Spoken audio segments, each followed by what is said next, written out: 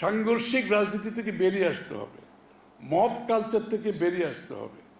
আমি বলছি এটা হতে হবে। যারা বলবে, আচরণ করবে, তারা শেখ হাসিনার সাথে তাদের কোনো ব্যবধান নেই।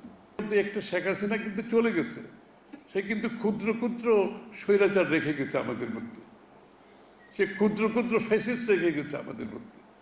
আপনি দেখবেন আচার আচরণে, কথাবার্তার মধ্যে দেখবেন এটা হতে হবে, এটা দিতে হবে। এটা না দিলে আমরা নাই, ওটা না দিলে আমরা নাই। আমি তো কোনো মালিক হইনি দেশে, শেখ হাসিনার পরিবর্তে মালিক হচ্ছে বাংলাদেশের জনগণ।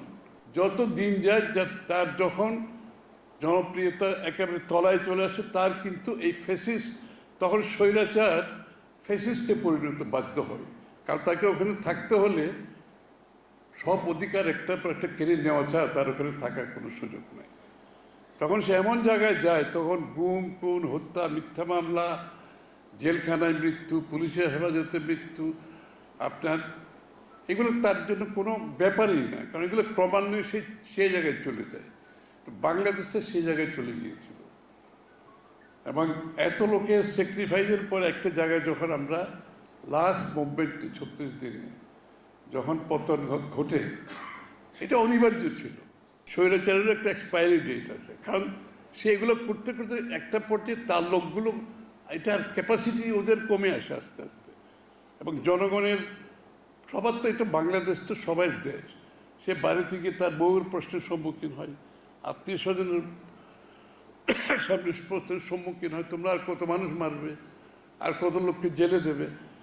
এই যে শেখ হাসিনা পালিয়ে যাওয়ার পরে বাংলাদেশের জনগণের মনে যে মনোজগতে যে বিশাল পরিবর্তন হয়েছে, যে আকাঙ্ক্ষা জেগেছে, যে প্রত্যাশা জেগেছে, এটা যদি আমরা ধারণ করতে না পারি, তাহলে কিন্তু পুরো এত লোকের জীবন, এত স্যাক্রিফাইস, সব কিছু বৃথায় যাবে।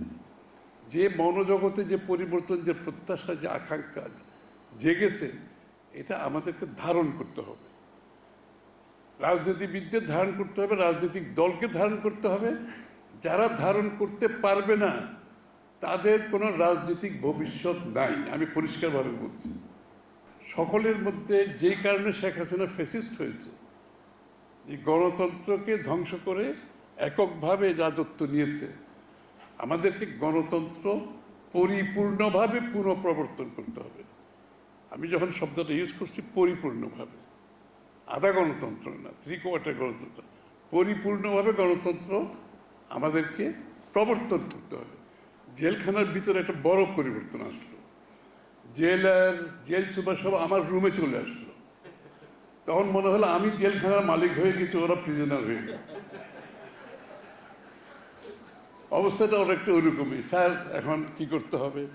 তখন তো আবার জেল এমন অবস্থা, আমার সাথে তো আবার 10,000 নেতা কর্মী, ছাত্র জনতা জেল একসাথে, আমরা কেরানীগঞ্জ জেলে।